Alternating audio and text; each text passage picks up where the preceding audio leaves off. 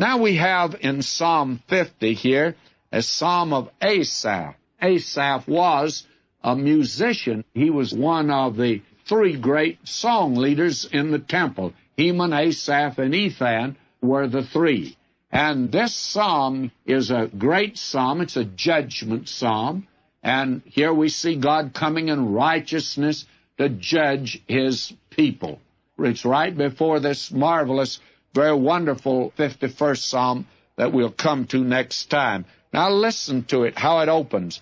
The mighty God, even the Lord, hath spoken, and called the earth from the rising of the sun unto the going down thereof. Out of Zion the perfection of beauty, God hath shined. Our God shall come, shall not keep silence.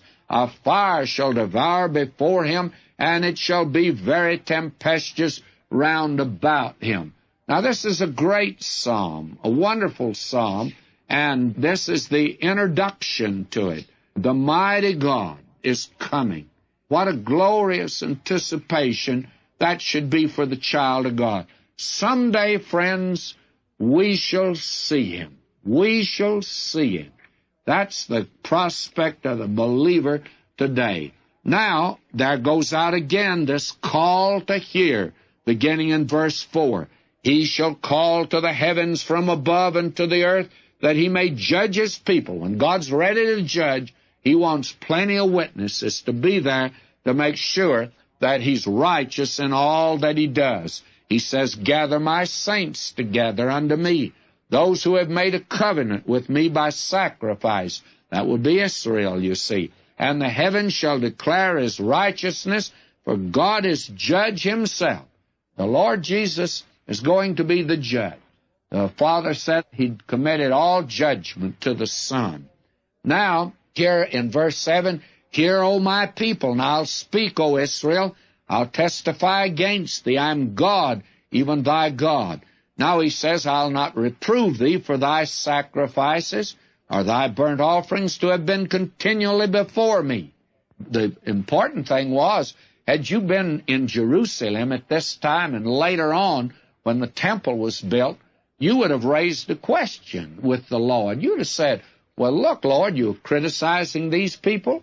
They always come out on Sunday night. They come to prayer meeting on Wednesday night. They're always present. Why, they're just busy as termites around the temple here, and they're serving all the time. Well, sure they were. Just going to church, you know, is not the important thing. I think it's important, but it hasn't anything to do really with a person's relationship with God. You better establish that relationship through Christ, and then you'll want to go to church. Now, will you notice, verse 8, I will not reprove thee for thy sacrifices, thy burnt offerings to have been continually before me.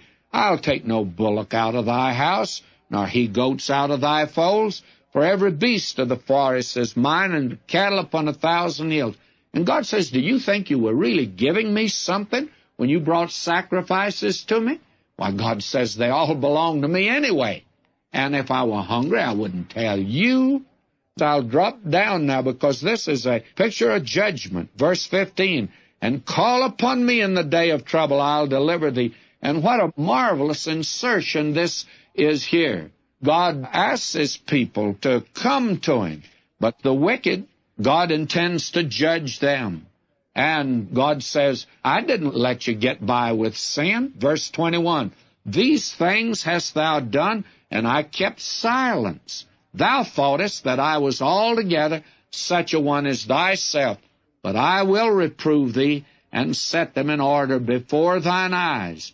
Now he says, whoso offereth praise glorifieth me, and to him that ordereth his conduct aright will I show the salvation of God.